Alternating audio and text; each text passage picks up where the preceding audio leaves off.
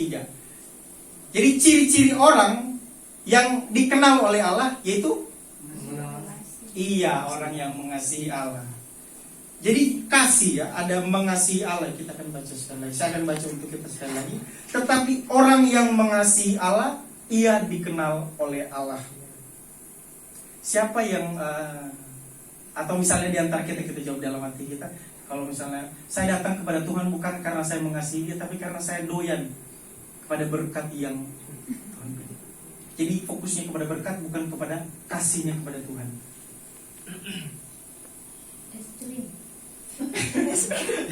Nah, itu sering terjadi tuh Bapak Ibu Saudara-saudara. Jadi yang di dalam ketika kita hadir beribadah kepada Tuhan, itu karena kita mengasihi Tuhan, bukan karena kita meminta, bukan kepada fokus kepada berkat Tuhan itu. Seperti khotbahnya si Evangelis Tirsan waktu itu. Jadi kita tidak fokus kepada berkat Tuhan, tapi kita fokus kepada kasih, mengasihi Tuhan. Nah, bagaimana langkah untuk mengasihi Tuhan? Di dalam mengasihi Tuhan ada beberapa poin yang saya berikan di sini. Yaitu pertama yaitu pengenalan akan Allah. Di dalam status-statusnya si Kak Saron itu berbicara, dia pengenalan akan Tuhan itu harus ada tuh. Kalau misalnya ada yang nge-save nomornya Saron, pasti baca lah. Pengenalan akan Tuhan itu penting.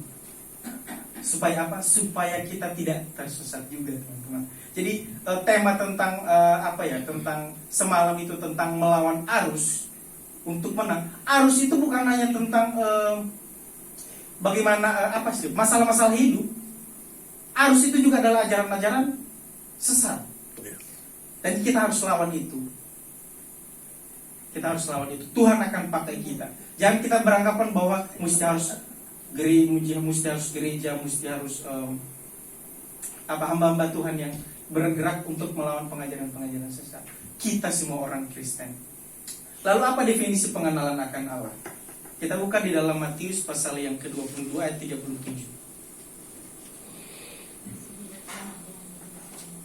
Matius 22 ayat 37, kita akan baca bersama-sama. Nah, kita akan baca bersama-sama 1, 2, 3. Yang Yesus kepadanya, kasihilah Tuhan kamu dengan segenap hatimu dan dengan segenap jiwamu dan dengan segenap akal budimu. Nah, itu pengenalan akan Allah.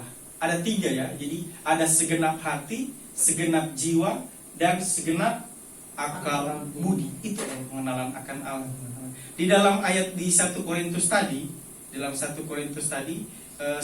ayat sebelumnya itu di pasal 8 ayat yang ke-1 dan 2 itu berbicara tentang pengetahuan tentang Allah. Kalau misalnya kita memiliki pengetahuan yang tinggi tentang Allah, tapi kita tidak memiliki ketulusan untuk menyembah Tuhan, maka itu akan berakhir dengan kesombongan.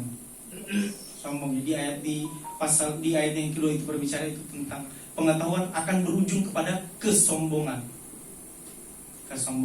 Nah, yang paling penting di dalam pengenalan akan Allah adalah segenap hati, segenap jiwa, segenap akal budi.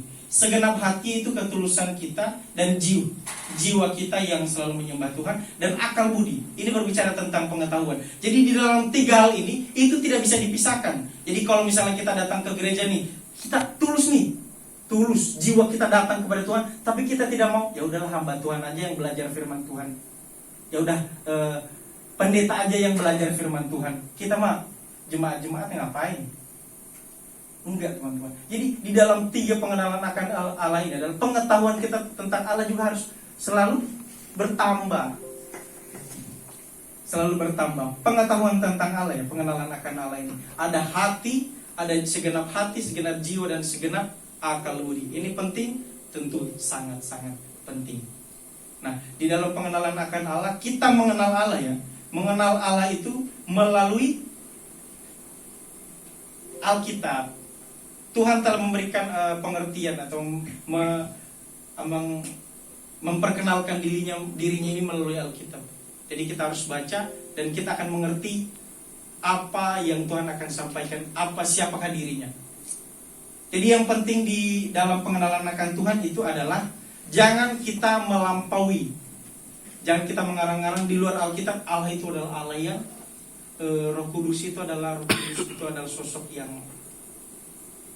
yang aneh gitu. Enggak. Itu kalau misalnya kesaksian orang. Kita berlandaskan Alkitab. Apa yang Alkitab nyatakan tentang Allah, itulah yang akan kita imani, percayai. Itu yang kita imani dan percayai. Ini penting. Nah, itu yang pertama, yaitu pengenalan akan Allah. Yang kedua yaitu melakukan, di dalam mengasihi Allah, yaitu kita harus melakukan kehendak Tuhan.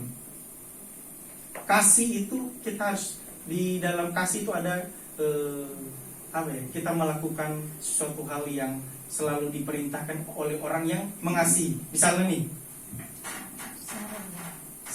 Kak Sarun misalnya sudah punya pacar kan. Misalnya pacarnya itu Giri. Misalnya pacarnya itu Giri.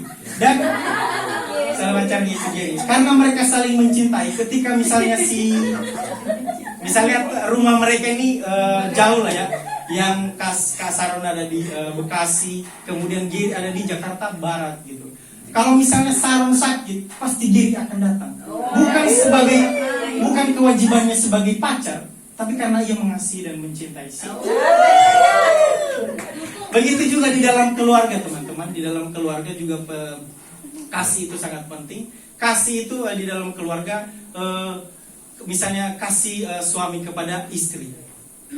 Ia mau menafkahi istrinya bukan karena kewajibannya sebagai suami, tapi karena ia mencintai istrinya. Amin. Itu. Karena ia mencintai istrinya. Seperti itu juga kasih kepada Allah. Kita mengasihi Allah karena cinta. Kita mengasihi Allah karena kita mencintai Tuhan. Ketika kita mengasihi dan mencintai Tuhan, maka perintah-perintahnya itu akan kita lakukan. Apakah perintah-perintah Tuhan berat? Apakah perintah-perintah Tuhan berat? Kita buka di dalam 1 Yohanes 5 ayat 3. 1 Yohanes pasal yang kelima ayat 3, di sana dikatakan, kita akan baca bersama-sama saja. Saya lupa juga ayatnya. Oke, kita akan baca bersama-sama 1, 2, 3. Sebab inilah kasih kepada Allah, yaitu bahwa kita menuruti perintah-perintahnya, dan perintahnya itu tidak berat. Nah, apakah perintah-perintah Allah berat? Tidak. Ya, jadi jawabannya tidak. Kalau misalnya kita mengatakan berat, berarti kita kita harus mempertanyakan apakah kita benar-benar mengasihi Tuhan ataukah tidak. Itu teman-teman. Ini poin yang sangat penting di dalam kasih, melakukan perintah-perintah. Sebab inilah kasih kepada Allah. Kita menuruti perintah-perintahnya. Kalau kita mengasihi Allah, mencintai Allah, perintah-perintah apapun yang Tuhan perintahkan kepada kita di dalam Alkitab, maka kita akan melakukannya. Dan perintah itu bukan menjadi suatu kewajiban bagi diri kita, melainkan karena kita melakukannya karena kita mencintai Tuhan. Nah, itu adalah poin terakhir bagi kita mengasihi Tuhan. Nah, apakah ini sudah ada di dalam diri Bapak Ibu Saudara-saudari? Apakah kita benar introspeksi diri kita? Apakah saya benar-benar mengenal Tuhan? Apakah saya benar-benar mengasihi Tuhan? Apakah saya benar-benar melakukan perintah-perintah Tuhan? Nah, kita introspeksi itu di dalam diri kita. Apakah saya ini benar-benar mengasihi Tuhan apa tidak ya? Nah, itu ya teman-teman. Nah, kalau misalnya tidak, mari kita tumbuhkan iman percaya kita melalui pengenalan akan Dia di dalam Alkitab. Maka di dalam di dalam 1 Korintus 8 ayat 3 tadi, barang siapa yang mengasihi Allah, barang siapa kita semua yang mengasihi Allah akan dikenal oleh Allah. Dan yang terakhir, yang paling terakhir, yaitu poinnya itu tentang di dalam kasih itu tentang kesetiaan, teman-teman. Ayo teman-teman, di dalam kasih, ayo saudara-saudara, kasih, ayo bukan di kesetiaan.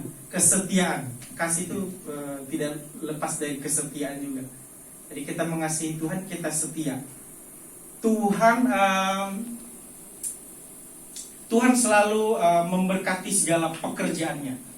Pekerjaan-pekerjaan Tuhan termasuk rumah ibadah kita yang di atas ini. Amin. Tuhan selalu memberkati pekerjaan Tuhan itu. Namun satu hal yang penting di dalam dalam kesetiaan itu adalah doa dan ibadah. Kita berdoa kepada Tuhan kemarin, Tuhan izinkan kami untuk perkenankan supaya rumah atau gereja boleh kami bangun di atas ini. Tuhan sudah sertai. Tapi jangan sampai situ saja kita berdoa kepada Tuhan. Ini kita berdoa ya secara terus menerus kepada Tuhan. Karena doa itu adalah sesuatu hal yang penting di dalam perkenanan Tuhan juga. Tuhan memang selalu memberkati pekerjaannya. Tapi kalau misalnya kita tidak barengi dengan doa, maka hasilnya akan buruk nanti teman-teman. Gereja sudah jadi, kemudian jemaat-jemaatnya gak ada. Kalau tidak disertai dengan doa, gereja sudah jadi, hamba-hamba Tuhan yang melayani nanti pada sombong. Saya yang bangun gereja ini loh, gitu. Jadi dibarengi dengan doa, dibarengi dengan doa. Jadi penting di dalam kesetiaan kita kepada Tuhan yaitu dibarengi dengan doa. Pekerjaan Tuhan apapun harus kita lakukan dengan doa. Oke teman-teman, ayo teman-teman. Oke Bapak Ibu Saudara-saudari, biarlah firman Tuhan ini memberkati kita supaya kita selalu mengasihi Tuhan. Barang siapa yang mengasihi Allah, ia dikenal oleh Allah. Kemuliaan bagi Allah di tempat yang maha tinggi. Amin. Kita berdoa.